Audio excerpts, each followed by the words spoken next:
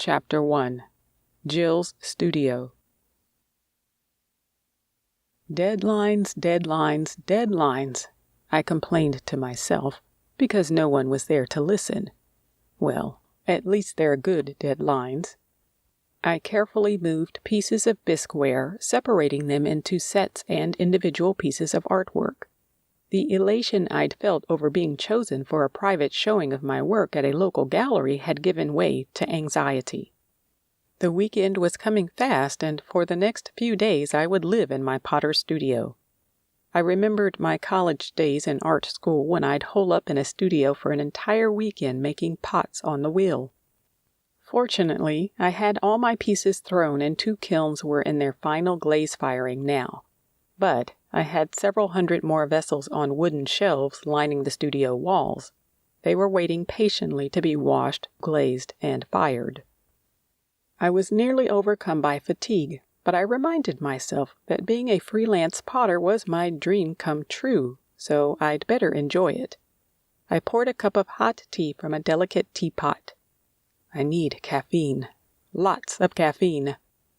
I glanced longingly at my cot, hoping I could spare a few minutes for a cat nap later on.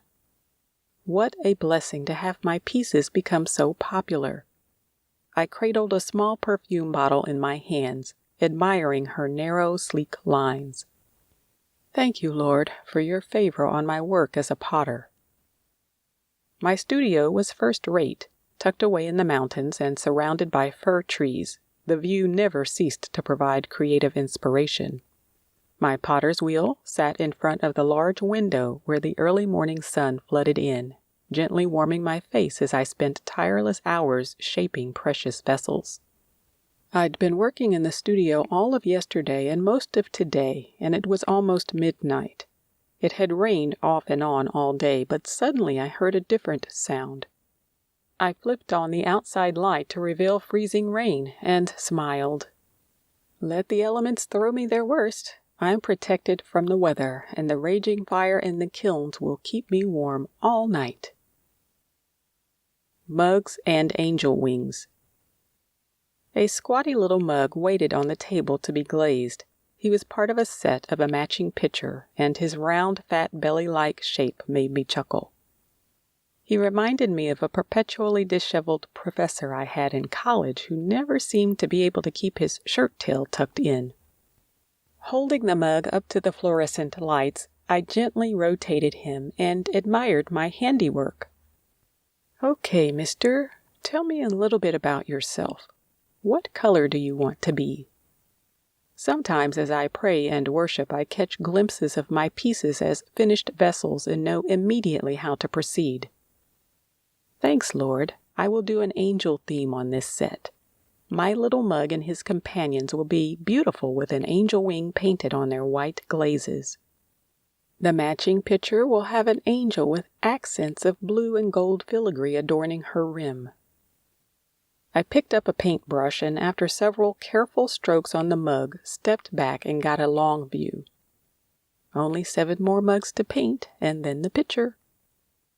I studied the little fellow, wondering who would buy him. Where would he end up? What would his destiny be? What if someone carelessly dropped him on the floor and he broke? Ouch, that was too painful to even think about. Since the Lord gave me the vision of Beloved and her friends in Kadim, the land of earthen vessels, I'd come to appreciate how jealous is God, our master potter, for all his clay pots. Each one is truly beloved to him. Tending the kiln. The blaring alarm clock told me it was time to check the first kiln. I pulled the plug out of the spy hole in the door and peered into the blazing inferno. The heat radiated on my face even though I stood a foot away. Several white temperature cones were melted, but several were not, indicating that the kiln wasn't yet hot enough. Each cone bends at a certain temperature, and when all 4 are bent, the kiln can be shut down. The 4 cones in the midst of the swirling flames always remind me of Daniel's 3 friends, Shadrach, Meshach, and Abednego, who were thrown into the fiery furnace by Nebuchadnezzar. There, in the blazing inferno, they found a fourth man who looked like the Son of God. These cones always present a comforting reminder that, even in the midst of my fiery trials, I'm never alone. Bending down, I looked through the bottom spy hole, which gave me a narrow view into the blazing kiln. I could see the outlines of vessels glowing white-hot. It was time to begin the heavy reduction firing, so I pushed in the dampers and cranked up the heat. Taking a few steps back, I avoided the scorching flames shooting out the spy hole as the pressures transformed the bright fire into a heavy black carbon dioxide fire. A potter's fascination. I love the raging fire. I've always been fascinated with fire's wild unpredictability. It can provide life-saving warmth, but it's so dangerous it can devastate cities. It's a living substance with a heartbeat and a mind of its own. That's part of what drew me into becoming a potter, my love relationship with this roaring element. Only the fire can bring durability and strength to the clay and melt the glazes. The potter lovingly creates a vessel, but how the pot responds to the fire imprints it forever. This is the most exciting part of the firing process, when the kiln becomes a blazing, smoking inferno. In this violent heat, the intense pressure releases hidden colors and pigments from the clay and glazes. Soft tan clay vessels turn rich chestnut brown, while green carbon dioxide glazes become vibrant ruby reds. This is so like our lives. There is a mystery to suffering. The Lord allows the fires of real life to bring great depth and beauty if we allow them.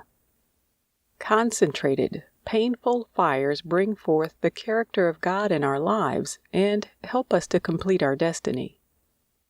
Each firing is so different. Every time I pull open the door of a cooled kiln, I find a tantalizing surprise. What will my pots look like this time? Will the glazes have melted in pleasing patterns? Will the brush strokes have taken on the beautiful depths I intended? Will the iron and other mineral flecks in the clay have combined beautifully with the glazes? Everything is so subjective, but that's why I love this creative process.